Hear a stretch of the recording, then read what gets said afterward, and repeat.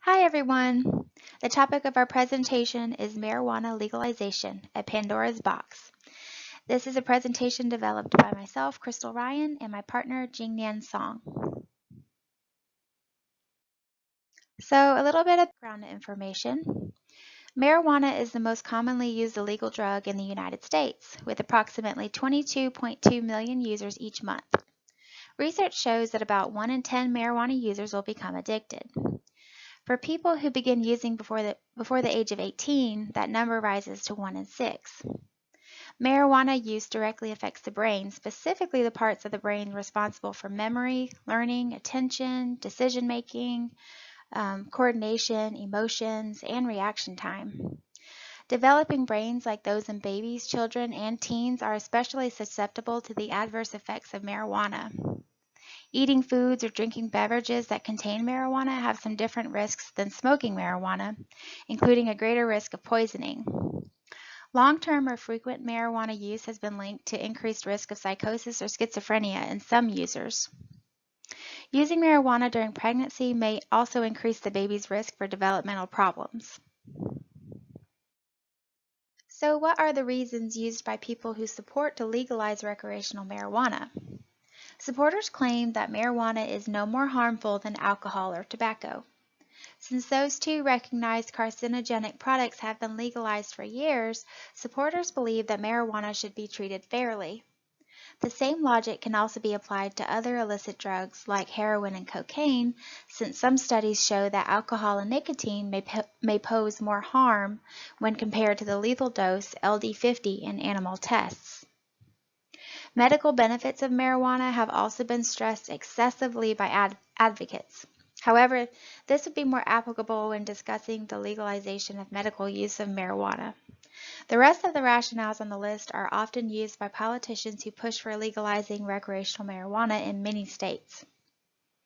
They all sound plausible, but meanwhile seem to be equally indefinite to the skeptics, though we do see the play of money or power talks.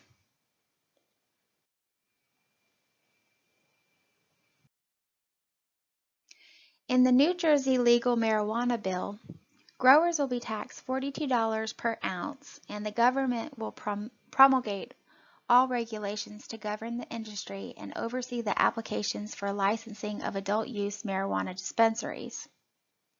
In the proposed similar marijuana bill of New York, cannabis products will be taxed at a rate of 22%, which was estimated to bring tax revenues from adult use marijuana sales up to $435.7 million for New York State and about $336 million for New York City alone.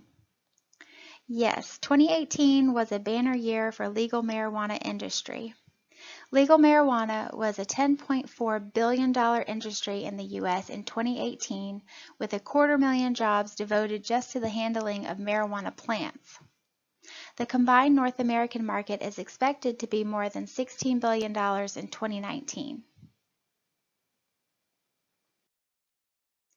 Those opposed to legalizing recreational marijuana have concerns that marijuana can act as a gateway drug to more illicit drugs, increase cases of DUI, increase exposure and harms to vulnerable populations like fetuses, children, and adolescents, as well as change the public's perceptions for the long run when other illicit drugs are going to be brought up for legalization status.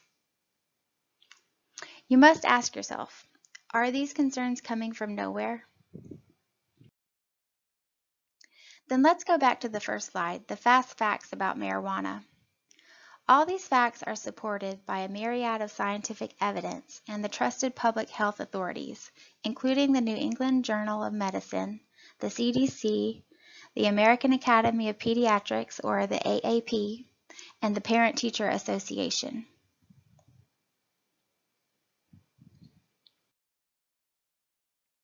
Now, the question is, where should the public base their judgment? Maybe we need more information to help us think outside of the box.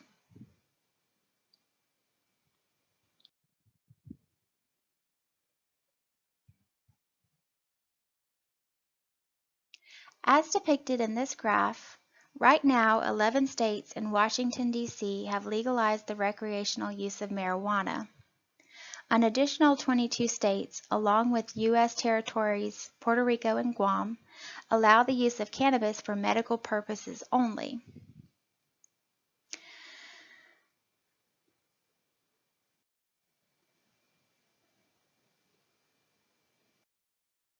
By far, around the world, there are only two countries that have fully legalized marijuana, Uruguay and Canada.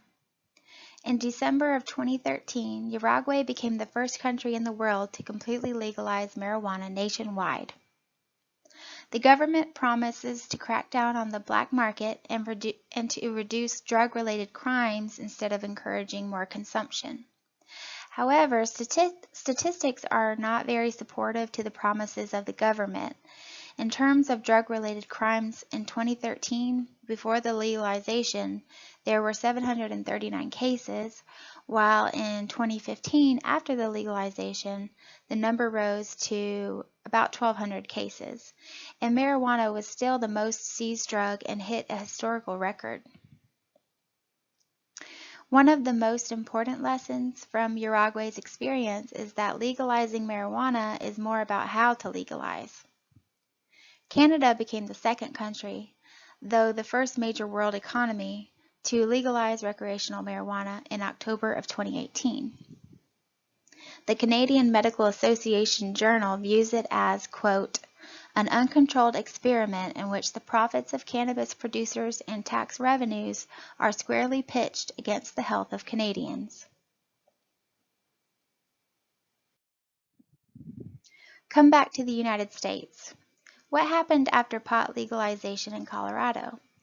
The number of teenagers sent to the ER in 2015 more than quadrupled after marijuana was legalized, mostly for mental health symptoms. They had either cannabis detected in urine or told doctors that they had been using pot. In addition, the general public believes that marijuana is safe to use either medically or recreationally.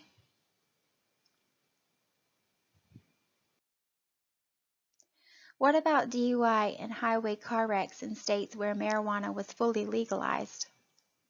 A joint study by the Insurance Institute for Highway Safety and the Highway Loss Data shows that highway crashes are increasing 6% in 4 states that legalize recreational marijuana, including Colorado, Oregon, Washington, and Nevada. The control states in the study included Idaho, Montana, Utah, and Wyoming, where recreational marijuana is still illegal. So how does marijuana affect driving? Marijuana, like alcohol, negatively affects a number of skills required for safe driving. It can slow your reaction time and ability to make decisions. It can impair coordination, distort perception, and lead to memory loss and difficulty in problem solving.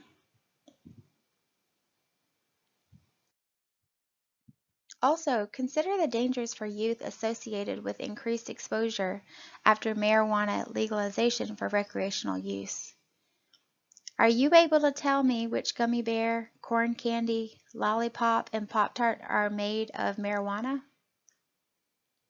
If we adults even have difficulty of differentiating conventional snacks from marijuana snacks, how can we expect young children to do so? We can go even further to recall what happened when tobacco was touted as a drug for all. Remember those spokespeople for tobacco in the early 20th century? Even doctors and babies were selling cigarettes for its advantages to the nose and throat on commonly seen public advertisements. Until 1964, the first report of the Surgeon General's Advisory Committee on Smoking and Health concluded that cigarette smoking is a cause of lung and laryngeal cancer and the most important cause of chronic bronchitis. Despite the public awakening to the health risks related to tobacco smoking, more than 45 million American adults still smoke and more than 8 million are living with serious illnesses caused by smoking. Nearly 438,000 Americans die prematurely every year as a result of tobacco use.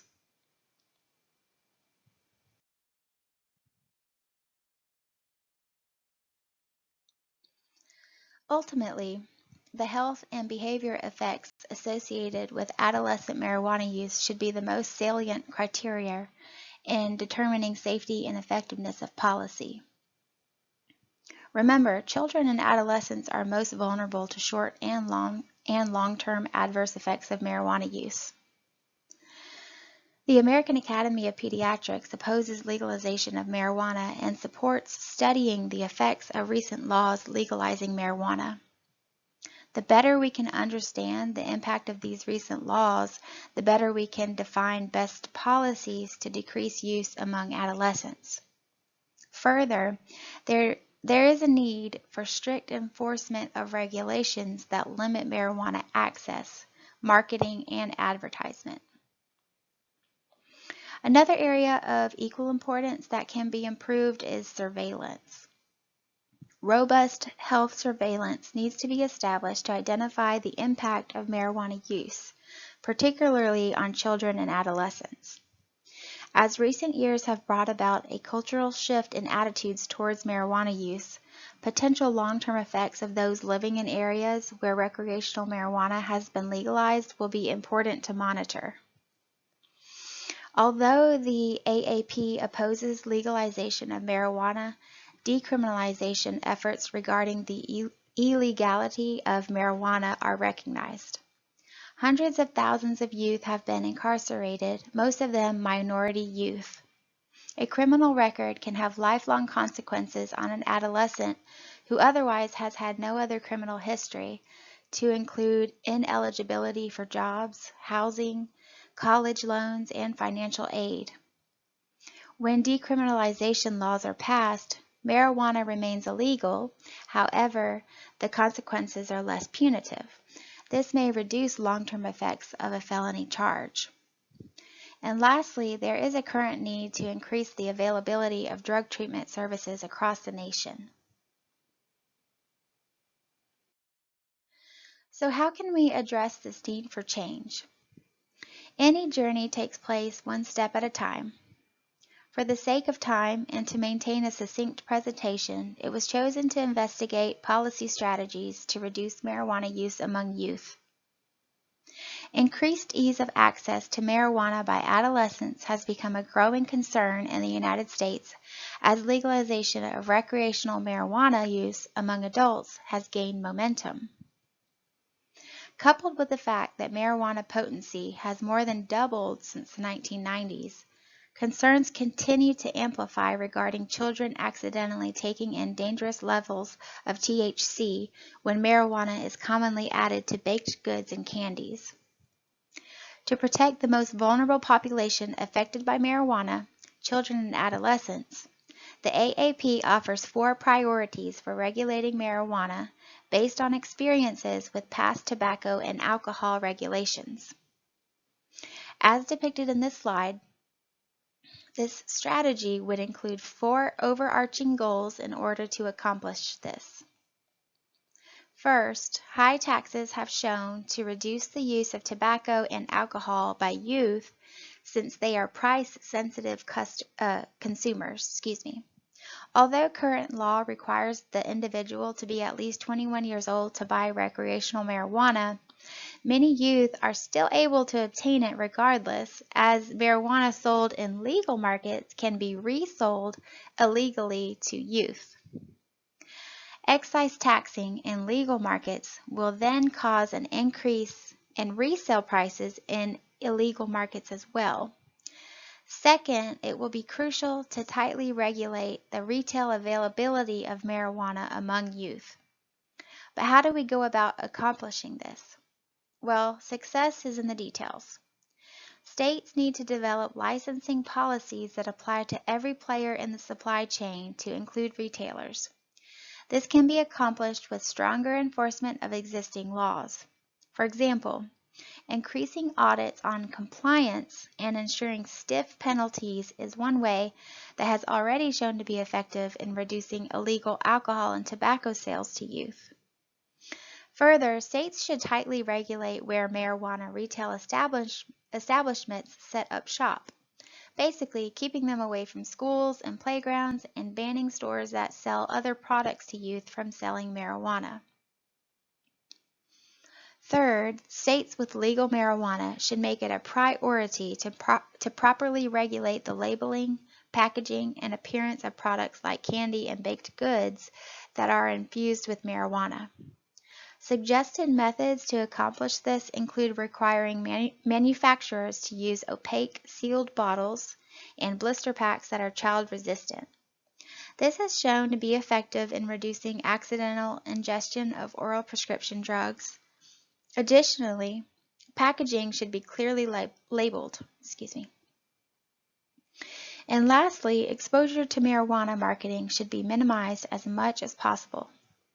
Studies have shown that when youth are exposed to tobacco and alcohol advertisements, youth perceptions of risk decreases and perceived social desirability, initiation, and substance use increases. Even if states enact marketing bans on television advertisements, youth can still access ads through other sources like online social media, magazines, and some youth-focused television programs.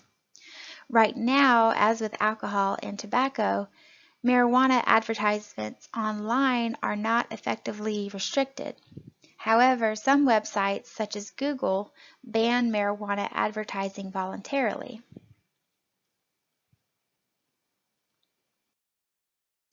As mentioned earlier, there are a number of substantial reasons that legalized recreational marijuana can be detrimental to health and society in general.